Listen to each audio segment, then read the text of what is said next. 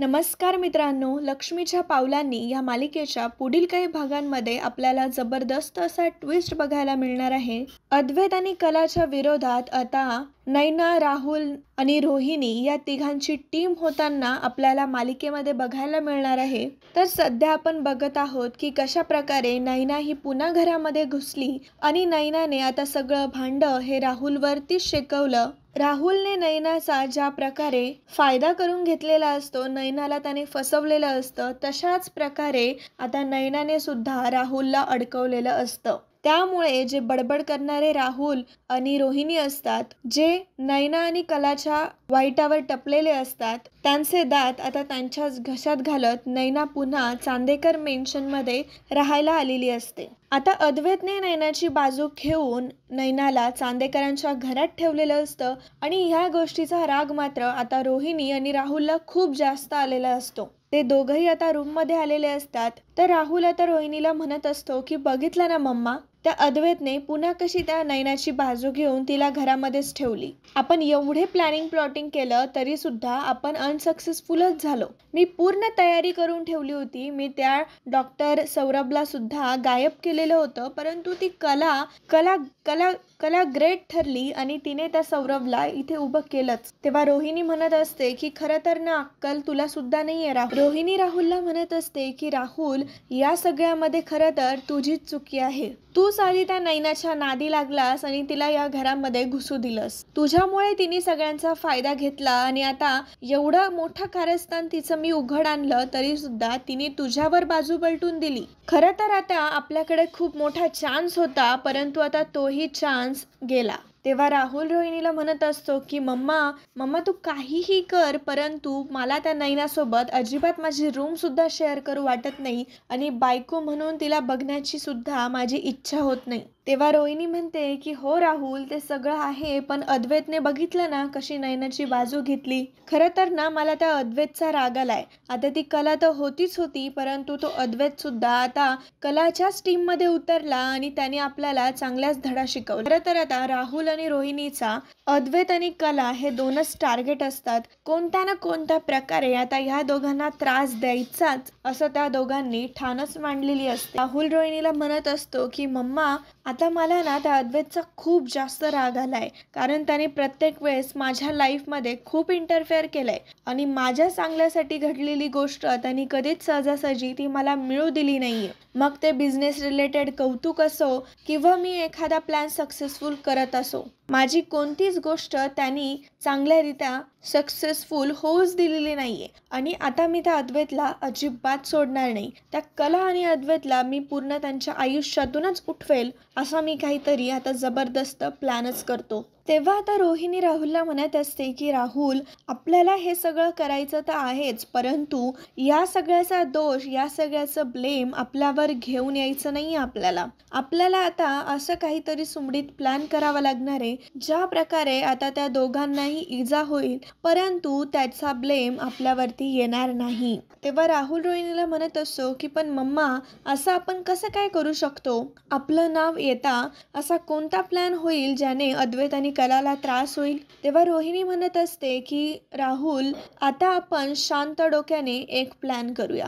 आपण आता ह्या नैनाला आपण हाताशी धरूया आणि नैनाच्या खांद्यावर बंदूक ठेवून आपण त्या अद्वैत आणि कलाला आयुष्यातून उठवूया. तेव्हा आता रोहिणीची ही आयडिया राहुलला मात्र जबरदस्त आवडते आणि राहुलही विचार करतो की खरंच मम्मा, तुझा प्लॅन एकदम सॉलिड आहे.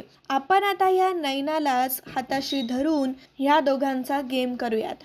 हा प्लॅन जरी समजला कोणाला तरी आपल्यावरती ब्लेम येणारच नाही. तर इकडे आता रूममध्ये कला आणि अद्वैत असतात. तर खरं तर कलाला खूप छान वाटलेलं असतं की कशा प्रकारे चांदेकरनी आपली बाजू मांडली आणि आपल्या पाठीशी खंबीरपणे उभा राहिला. खरं तर एक मेड फॉर इच अदर असल्यासारखंच आम्ही बाहेर वागतो, परंतु रूममध्ये आल्यावरतीच आमच्या दोघांचं काही जमत नाही. आता अद्वैतला म्हणत असते की चांदेकर, खरंच आपण दोघं किती जास्त सिमिलर आहोत ना. म्हणजे आपापसात आपले कितीही भांडणं असो, परंतु जेव्हा वेळ येते तेव्हा आपण एक टीम असल्यासारखंच वागतो. आज पण बघ ना, तू किती खंबीरपणे माझी साथ दिलीस, कशा प्रकारे तू माझ्या सगळ्या गोष्टी ऐकून घेतल्यास आणि माझ्यावरती तू विश्वास ठेवला. तेव्हा अद्वैतला ही गोष्ट काही मान्य करायची नसते.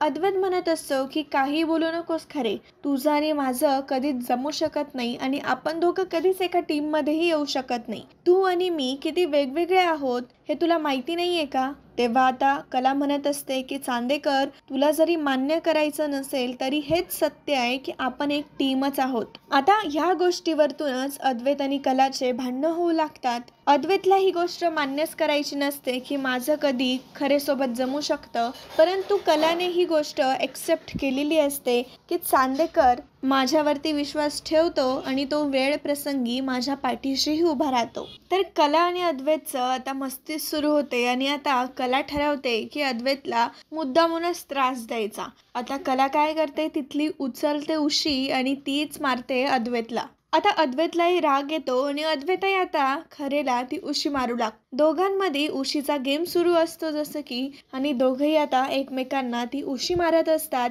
आणि आता ते दोघंही खूप जवळ येत असतात. तर आता त्यांच्या भांडणामध्ये ती उशीच फाटून जाते, ही गोष्ट त्यांच्या लक्षात येत नाही आणि उशीमधला सगळा कापूस हा मात्र रूम मध्ये इकडे तिकडे पडत असतो, त्यांच्या अंगावरती पडत असतो आणि त्या कापसानेच आता दोघांमध्ये खूप जवळीक आणलेली असते आणि दोघंही आता खूप एकमेकांच्या जवळ आलेले असतात. सगळीकडे असं आजूबाजूला रोमॅन्टिक वातावरण झालेलं असतं. अद्वैत आणि कलाचं मात्र मारामारीच सुरू असते. तर त्या गडबडीमध्ये आता कला खाली पडायला जाते, तेव्हाच आता अद्वैत तिला प्रेमानेच सावरतो आणि मग कला अद्वैतच्या फारच जवळ आलेली असते. दोघंही आता एकमेकांच्या डोळ्यात डोळे घालून बघत असतात. दोघांनाही एकमेकांबद्दल खूप प्रेम वाटत असतं. प्रेमानेच ते एकमेकांकडे बघत असतात. खरं तर ते दोघंही एकदम मेड फॉर इच अदर असतात, परंतु ही गोष्ट चांदेकरला काही मान्य करायची नसते आणि ही गोष्ट कलाला कळून चुकलेली असते.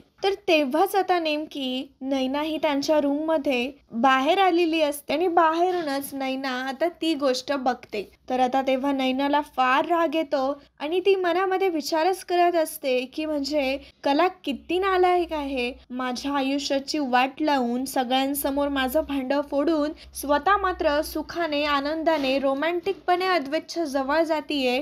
तिच्या आयुष्यात तिने किती सुख घडवलेलं आहे, परंतु माझ्या आयुष्याची राख रांगोळी करून ठेवलीये. मला घरामध्ये कुठेच मान नाही ठेवला, सगळीकडे फक्त माझा अपमान अपमान आणि अपमानच करत राहिलेत सगळे आणि ते फक्त ह्या कलामुळे. ह्या कलाला मी कधीच सोडणार नाही असा आता नैना विचार करत असते. तर आतमध्ये कला आणि अद्वैत आता दोघंही भानावर येतात. दोघंही आता बाजूबाजूला होतात आणि जेते आपल्या जागेवरती झोपून घेतात. ह्या प्रसंगानंतर आता अद्वैतला सुद्धा कलाविषयी प्रेम वाटू लागत असतं आणि अद्वैत विचार करत असतो की मी पहिल्यांदा खरेला एवढं तापलेलं बघितलं, एवढी चिडलेली खरे मला पहिल्यांदाच दिसली आणि खरं तर खरे ही नेहमी सत्याच्या बाजूने उभीच असते. खरेला कधीच अन्याय सहन होत नाही आणि मला देखील कधी अन्याय सहन होत नाही. आम्ही दोघं खरंच एकमेकांसाठीच बनलो आहोत असा विचार आता अद्वैत कुठेतरी करत असतो.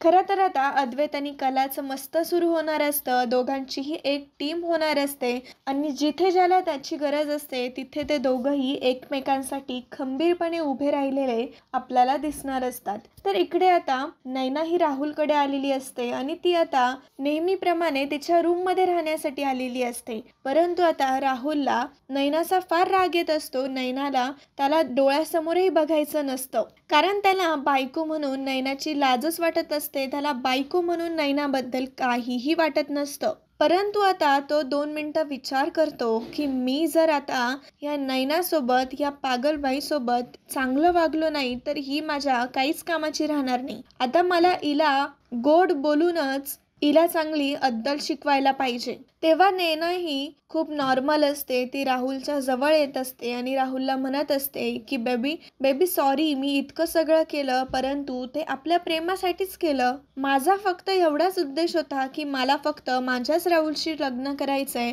आणि त्या गोष्टीसाठी मी कोणत्याही हदपर्यंत जायला तयार होते आणि हे सगळं मी फक्त तुझ्यासाठीच केलं. तेव्हा जास्त भाव खात नाही आणि तोही आता नैनाला माफ केलंय असंच दाखवतो. परंतु त्याच्या मनामध्ये तर वेगळाच गेम असतो. खरं तर आता राहुलला अद्वैतचा जास्त राग असतो आणि नैनाला असतो तो कलाचा राग. तेव्हा आता राहुल नैनाला म्हणत असतो की खरं तर ना त्या कलामुळेच सगळं काही झालं. कलामुळेच तुला सगळं भोगावं लागलं आणि कलामुळेच घरातल्यांना सगळ्यांना हे समजलं. खरं तर राहुल आता नैनाला कलाचा राग जास्त असतो, त्यामुळे तिला कलाविषयी राग भरवून देत असतो. परंतु त्याला खरं तर अद्वैतचा राग असतो आणि त्याला माहित असतं की नैना ही अद्वैतपेक्षा जास्त कलाला त्रास होईल ह्याकडे पटकन लक्ष देईल आणि पटकन त्यासाठी काहीतरी करेल. तेव्हा नैना सुद्धा राहुलला म्हणत असते की खरंच त्या कलाला ना मी कधीच सोडणार नाही. माझी सख्खी बहीण आहे, परंतु आता ती माझी सख्खी वैरीच झालीये.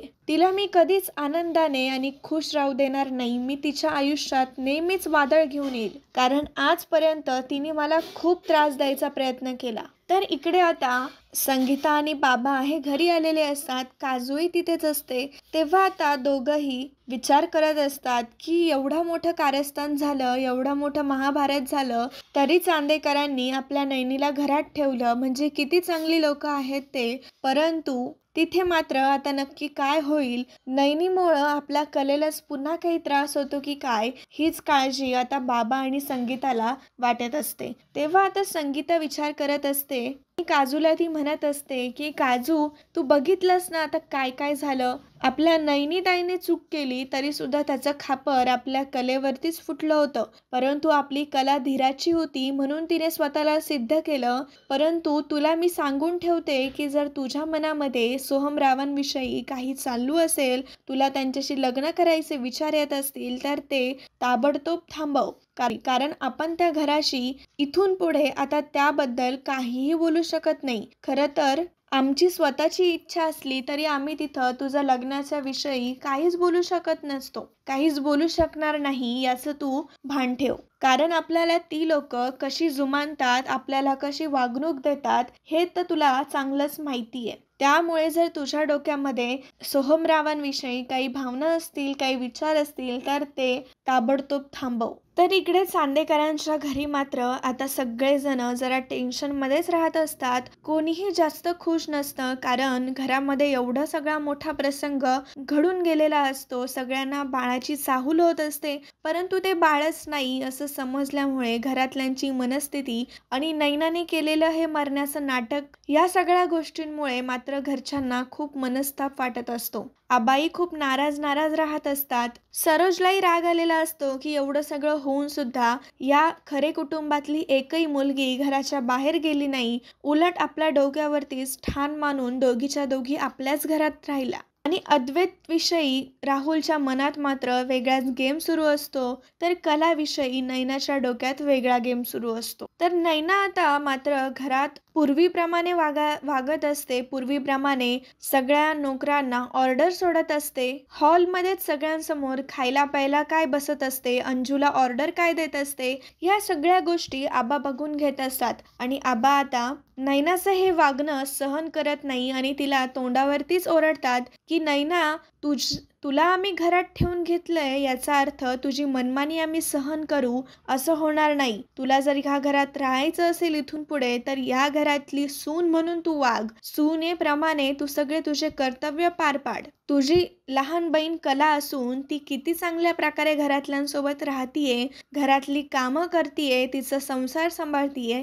ह्या गोष्टी तू जरा तुझ्या आचरणात आण, असं सगळं आबा आता नैनाला म्हणत असतात. तेव्हा सुद्धा आता कलाचेच गुणगान, कलाचंच कौतुक ऐकून नैनाचा मात्र माथाच ठणकत असतो आणि तिला कलाविषयी काही ऐकूनच घ्यायचं नसतं. नैनाचं असंच वागणं सुरू असतं. कलाला त्रास होत असतो, कलाला राग येत असतो, परंतु आता ती बोलूनही नैनाला थकून गेलेली असते. तर आता अद्वैतने खरेला ऑफिसमध्ये पुन्हा जॉईनिंगसाठी बोलवलेलं असतं आणि आता अद्वैत सगळ्यांसमोरच कलाला सांगत असतो की आता इथून मागे जे झालं ते झालं, परंतु आता आपण पुन्हा आपल्या कामावरती फोकस करणार आहोत आणि आपल्याला डिझायनिंगचे परत नवीन प्रोजेक्ट मिळणार आहे. त्यामुळे खरे आता तू रोजच माझ्यासोबत ऑफिसमध्ये थोडा वेळ तरी येत चल, जेणेकरून तुला सगळ्या गोष्टी माहिती पडतील. सगळीकडे आता कलाला मान भेटत असतो, कलाला भाव भेटत असतो. ही गोष्ट सरोज, रोहिणी आणि नैनाला मात्र बघवतच नसते.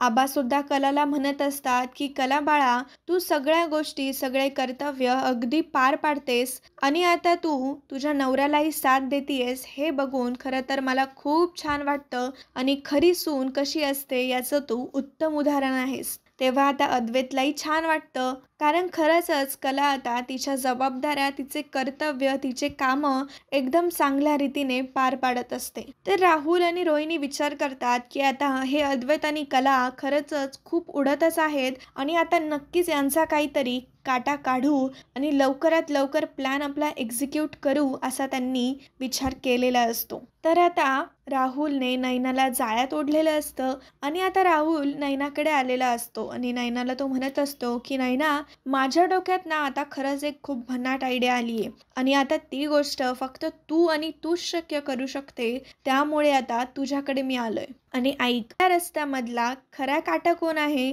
तर ती कला. ती कला जर एकदाची संपली ना तर आपल्यासाठी खूप छान होईल. म्हणजे घरातली सून म्हणून तुला सगळे मान भेटतील आणि तुलाच सगळं करण्याची संधी भेटेल. कारण आता कलाच सगळं करून घेती, त्यामुळे तुझ्या वाट्याला काहीच राहत नाही. त्यामुळे आबाही तुला मान देत नाही, सन्मान देत नाही. परंतु जर एकदाची कलाच राहिली नाही तर सगळा मान पान हा तुलाच मिळेल. तेव्हा आता नैना म्हणत असते की हो राहुल, परंतु काय करायचंय तू मला सांग, मी करेल. तेव्हा आता राहुल म्हणत असतो की तू ना तुझ्या बहिणीला घेऊन कुठेतरी जा आणि मग मी तिथे आपले गुंड पाठवतो आणि तूही तिथे असली तर तुला कलाला चांगल्या प्रकारे संपवता येईल. कारण आपले नेहमीचे प्लॅन हे फसत जातात. नेहमी आपण प्लॅन करतो परंतु ती कला एकटी असते आणि एकटी असल्यावरती ती त्याच्यातून सोयीस्करपणे बाहेर पडते. परंतु जर तू तिच्या बरोबर असली तर तू तिला चांगली अद्दल घडवशील आणि आपले माणसं तर मी पाठवूच, गुंड पाठवून तिचा तू चांगला काटा काढ, असा माझा प्लॅन आहे. मी माझ्या गुंडांनाही रेडी ठेवतो, तू फक्त कलाला घेऊन कुठेतरी जाण्याचं बघ. तुम्ही कुठेतरी जातायत असा तू प्लॅन बनव आणि तुझ्या बहिणीला रेडी कर. तेव्हा आता मूर्ख नैना राहुलच्या जाळ्यात फसलेली असते आणि तीही या प्लॅनला सामील झालेली असते. तर मग आता नैना राहुलच्या बोलण्याप्रमाणे कलाशी वागायला सुरुवात करते. कलाशी ती गोड गोड बोलायला सुरुवात करते आणि आता कलाकडे ती येते आणि कलाला म्हणते की कला, खरंच मला माफ कर, मी तुझ्यासोबत आत्तापर्यंत खरंच खूप वाईट वागत आली आहे आणि मला ह्या गोष्टीचा खूप पश्चाताप होतोय. मला माफ कर, मी तुझी मोठी बहीण असून सुद्धा मी तुझ्या चांगल्यासाठी कधीच तुझ्यासोबत चांगली वागली नाही आणि ह्या गोष्टीचं आता मला खरंच खूप वाईट वाटतंय. प्लीज कला, तू मला माफ कर. तेव्हा कला खूप मोठ्या मनाची असते आणि कला म्हणते की ताई तुला तुझी चूक समजली हेच माझ्यासाठी खूप आहे, परंतु आता आपल्यामुळे आपल्या घरातल्यांना काही त्रास होणार नाही, तू प्लीज याची काळजी घे, यातच मला समाधान आहे. तेव्हा आता नैना म्हणते की हो कला, आता मला माझ्या नवीन जबाबदाऱ्या खूप छान प्रकारे पार पाडायच्या आहेत, तर मला त्याआधी माझ्यासोबत तुला कुठेतरी फिरायला घेऊन जायचंय. आपण खरंच खूप दिवस झाले कुठेच गेलो नाहीये. खरं तर आपण लग्नानंतर या सगळ्या गोष्टींमध्ये अडकलो आणि आपलं कुठे जाणंच झालं नाही आणि मीही तुझ्यासोबत कधी चांगलं वागलेच नाही. परंतु आता आपण नक्कीच कुठेतरी जाऊयात आणि तू माझ्यासोबत येशील ना. तेव्हा कलाही म्हणते, कलाला छान वाटतं की नैनाताई खरंच काहीतरी चांगला विचार करतीये आणि कला लगेच नैनासोबत बाहेर जाण्यासाठी तयार होते. नैनाचा प्लॅन हा आता सक्सेसफुल होणार असतो आणि नैना आता कलाला बाहेर घेऊन जाऊन तिचा खात्मा करणार असते. तर मित्रांनो, नैना आता कशा प्रकारे तिचा प्लॅन एक्झिक्यूट करते आणि कलाला संपवते आणि कला खरंच तिच्या प्लॅनमध्ये फसते का की अद्वैत तिला वाचवतो, हे बघणं खरंच खूप रंजक ठरणार आहे. तर अशाच मालिकेंचे डेली एपिसोड, डेली ट्विस्ट बघण्यासाठी आत्ताच आपल्या चॅनलला सबस्क्राईब करा आणि हा व्हिडिओ आवडल्यावरती व्हिडिओला नक्की लाईक करा. थँक्यू.